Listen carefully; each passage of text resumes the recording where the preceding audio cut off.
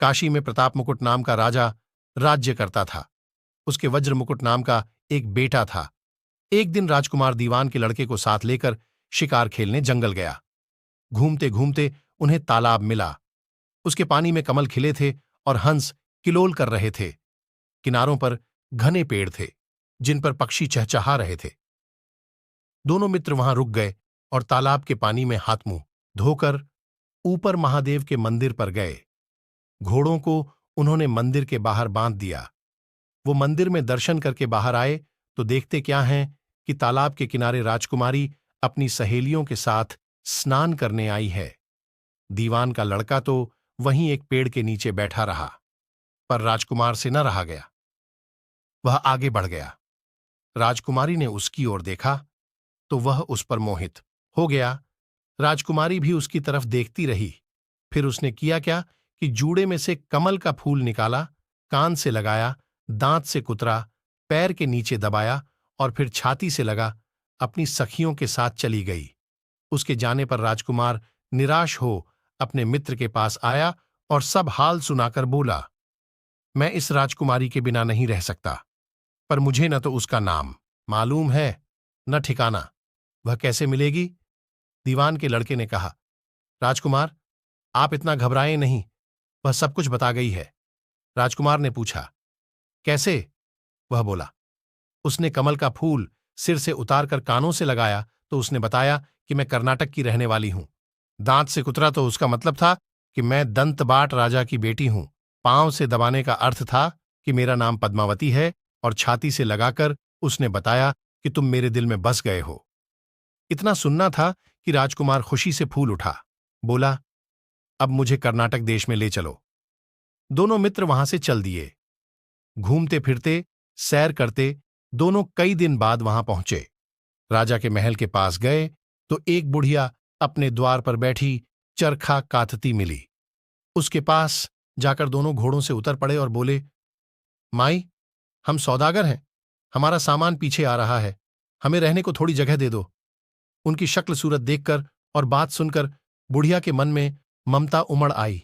बोली, बेटा, तुम्हारा घर है, जब तक जी में आए रहो। दोनों वहीं ठहर गए। दीवान के बेटे ने उससे पूछा, माई, तुम क्या करती हो? तुम्हारे घर में कौन कौन है? तुम्हारी गुजर कैसे होती है? बुढ़िया ने जवाब दिया, बेटा, मेरा एक बेटा है जो राजा की चाकरी में है। मैं राजा की बेटी पहमावती की धाय थी। बूढ़ी हो जाने से अब घर में रहती हूं। राजा खाने पीने को दे देता है। दिन में एक बार राजकुमारी को देखने महल में जाती हूं। राजकुमार ने बुढ़िया को कुछ धन दिया और कहा, माई, कल तुम वहां जाओ तो राजकुमारी से कह देना कि जेठ सुदी पंचमी को तुम्हें तालाब पर जो राजकुमार मिला था वह आ गया है।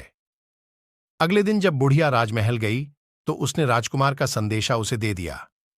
सुनते ही राजकुमारी ने गुस्सा होकर हाथों में चंदन लगाकर उसके गाल पर तमाचा मारा और कहा, मेरे घर से निकल जा।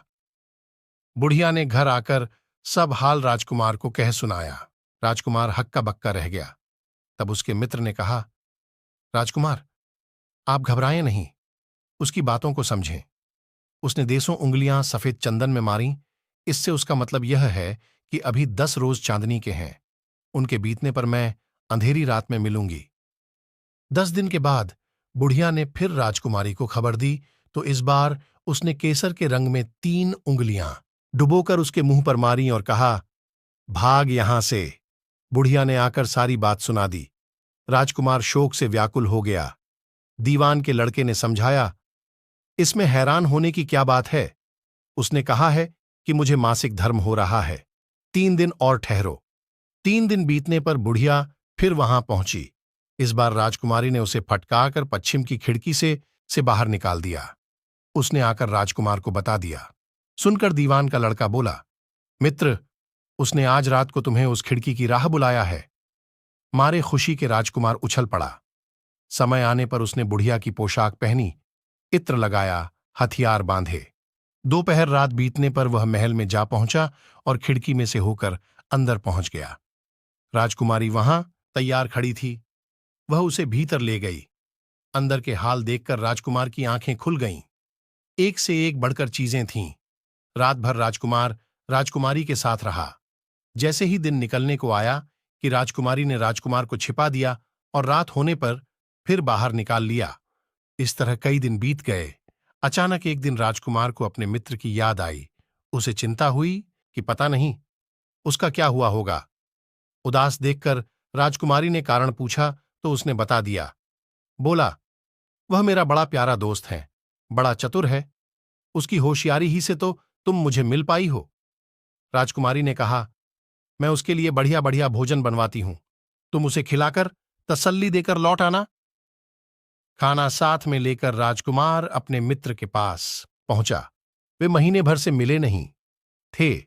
राजकुमार ने मिलने पर सारा हाल सुनाकर कहा कि राजकुमारी को मैंने तुम्हारी चतुराई की सारी बातें बता दी हैं, तभी तो उसने यह भोजन बनाकर भेजा है। दीवान का लड़का सोच में पड़ गया। उसने कहा, यह तुमने अच्छा नहीं किया। राजकुमारी समझ गई कि जब तक मैं हूं वह तुम्हें अपने बस में नहीं रख सकती, इसलिए उसने इस खाने में जहर मिलाकर भेजा है। यह कहकर दीवान के लड़के ने थाली में से एक लड्डू उठाकर कुत्ते के आगे डाल दिया। खाते ही कुत्ता मर गया। राजकुमार को बड़ा बुरा लगा। उसने कहा, ऐसी स्त्री से भगवान बचाए, मैं अब उसके पास नहीं जाऊंगा। दीवान का बेटा बोला, नहीं, अब ऐसा उपाय करना चाहिए जिससे हम उसे घर ले चलें। आज रात को तुम वहां जाओ। जब राजकुमारी सो जाए तो उसकी बाईं जांघ पर त्रिशूल का निशान बनाकर उसके गहने लेकर चले आना। राजकुमार ने ऐसा ही किया। उसके आने पर दीवान का बेटा उसे साथ ले योगी का भेष बना, मरघट में जा बैठा और राजकुमार से कहा कि तुम ये गहने लेकर बाजार में बेच आओ। कोई पकड़े तो कह देना कि मेरे गुरु के पास चलो और उसे यहां ले आना।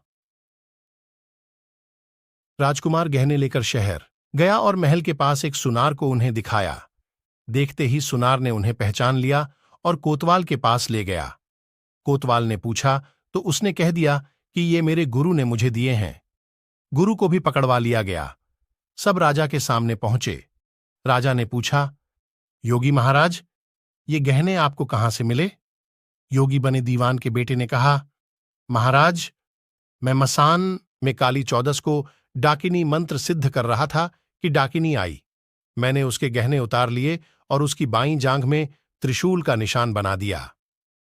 इतना सुनकर राजा महल में गया और उसने रानी से कहा कि पद्मावती की बाईं जांघ पर देखो कि त्रिशूल का निशान तो नहीं है। रानी देखा तो था। राजा को बड़ा दुख हुआ। बाहर आकर वह योगी को एक ओर ले जाकर बोला, महाराज, धर्मशास्त्र में खोटी स्त्रियों के लिए क्या दंड है? योगी ने जवाब दिया, राजन, ब्राह्मण, गऊ, स्त्री, लड़का और अपने आश्रय में रहने वाले से कोई खोटा काम हो जाए तो उसे देश निकाला दे देना चाहिए। यह सुनकर राजा ने पद्मावती को डोली में बिठाकर जंगल में छुड़वा दिया। राजकुमार और दीवान का बेटा तो ताक में बैठे ही थे।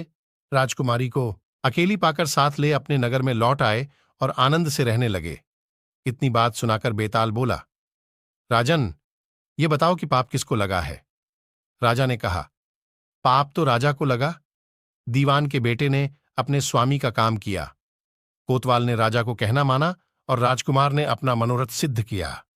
राजा ने पाप किया जो बिना विचारे उसे देश निकाला दे दिया। राजा का इतना कहना था कि बेताल फिर उसी पेड़ पर जा लटका। राजा वापस गया और बेताल को लेकर चल दिया। बेताल बोला, राजन, सुनो, एक कहानी और सुनाता